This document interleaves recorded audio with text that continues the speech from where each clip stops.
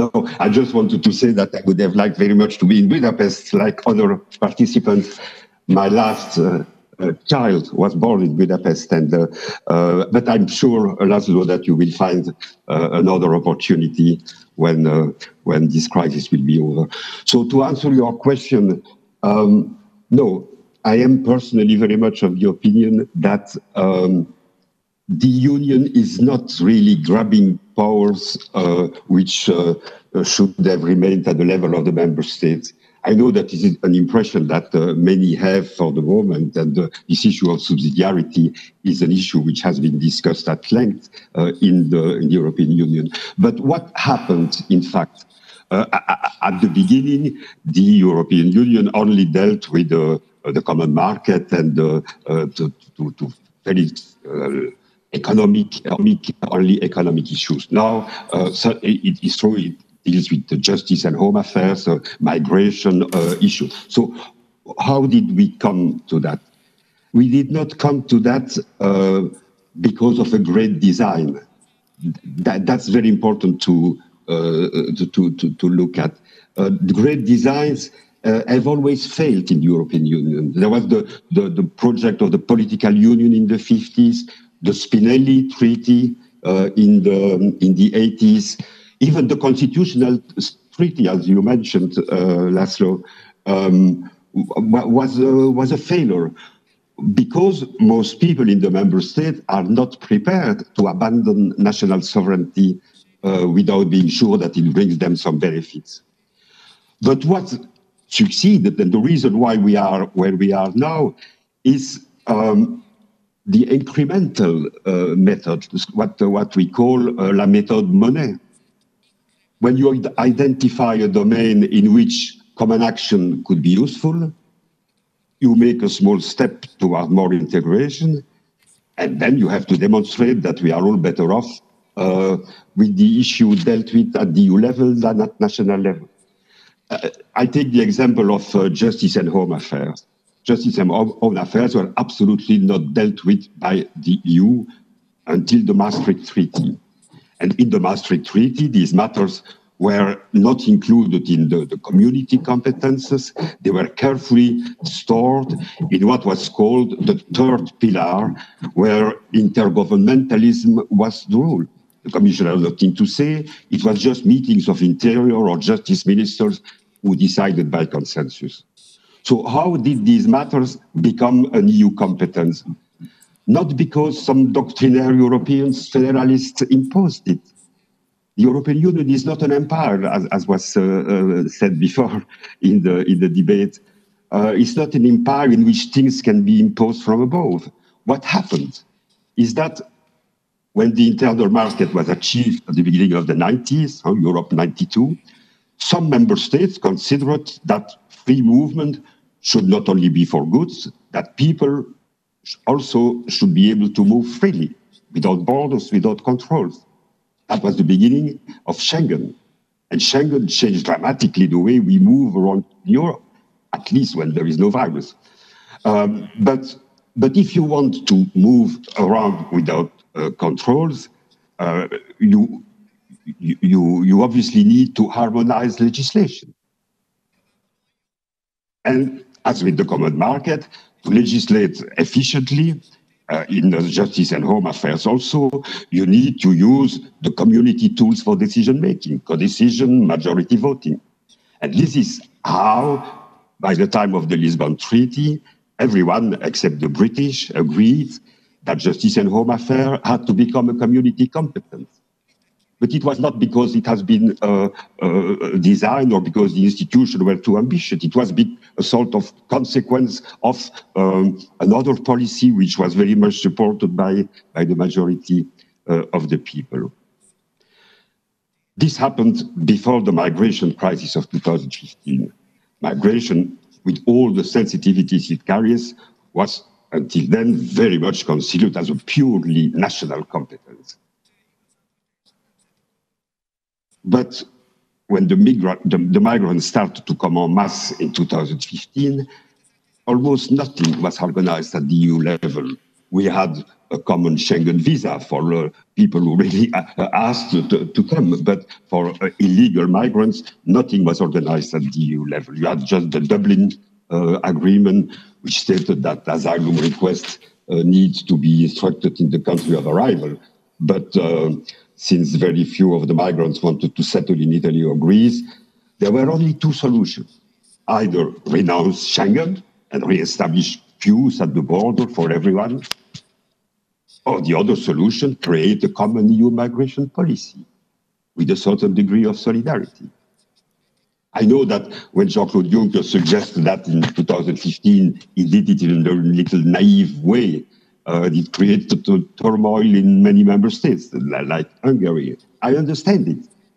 But what I want to say here is that it was not the EU grabbing powers. It was just an implication of other policies that were in everyone's interest and had been accepted by the vast majority of the citizens in all our countries. So it is from the beginning of its existence, the EU has been challenged by this question: at which level should a decision be made? In Belgium, we know this problem very well because the functioning of our country is permanently confronted with that same question. It's a decision be made at the federal level, at the level of the region, the Walloon and the Flemish regions, or at the local level. The reaction to the COVID-19 has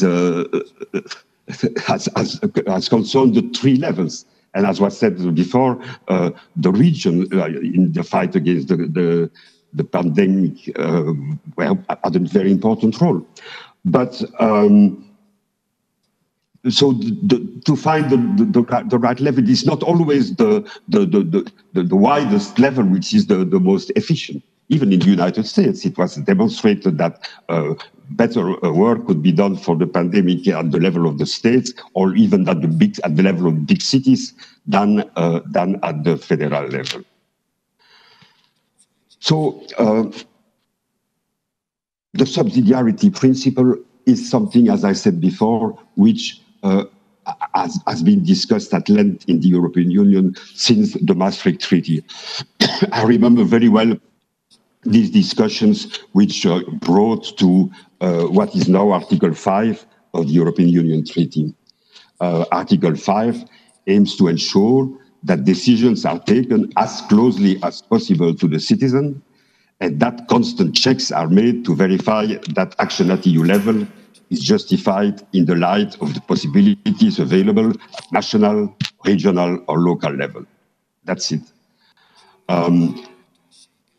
And specifically, except in the area that fall within the exclusive competences of the Union, it is the principle whereby the EU does not take action unless it is more effective than action taken at national, regional, or local level. So that's the treaty. And as was my predecessor mentioned at length, we have also this famous protocol number 2, which gives the national parliaments a way to give a reasoned opinion on EU legislation. I agree very much with what he said. This article is not enough to really give the national parliaments the power that they should have in addressing EU legislation. In Belgium, we have a way to address that, at least at our national level. We have what we call the Comité d'Avis.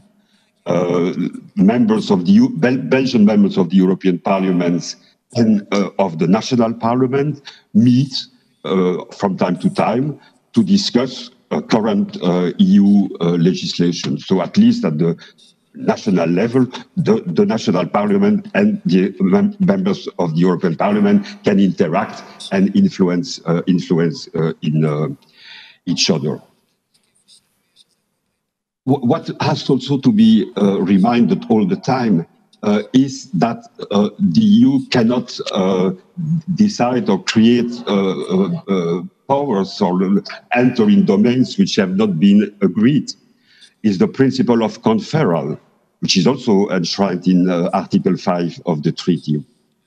This principle means that the EU can only act within the limits of the competences that have been explicitly conferred upon it by the EU treaties.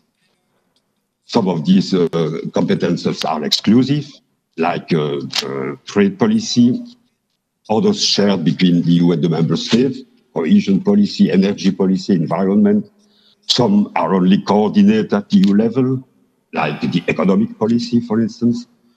And some competences are just of support, as is the case for culture, tourism, and matters like that. So these is very clearly defined, and the institution can certainly not go further than that. Otherwise, immediately the Court of Justice will intervene. There is scope for further integration in various areas of the European Union, and that's what we will discuss in the conference on the future of Europe.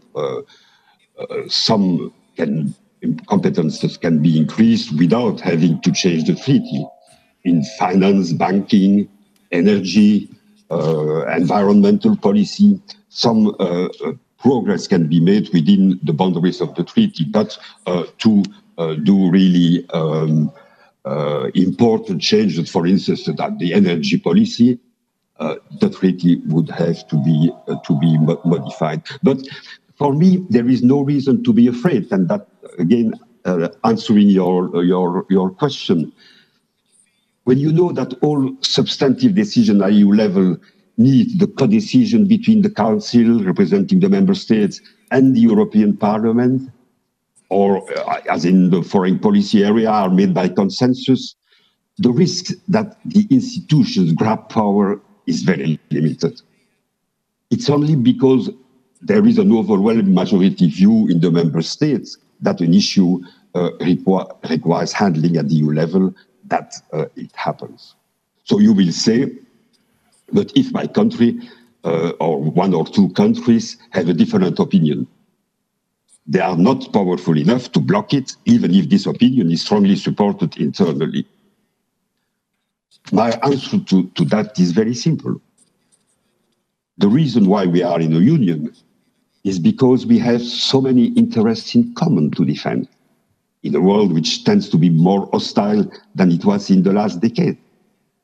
So yes, sometimes the superior interest of the Union, as we say, should prevail over purely national concerns, because otherwise our stability, our prosperity, our common capacity to influence, to project power would be weakened, and each of our countries would be losing. Thank you.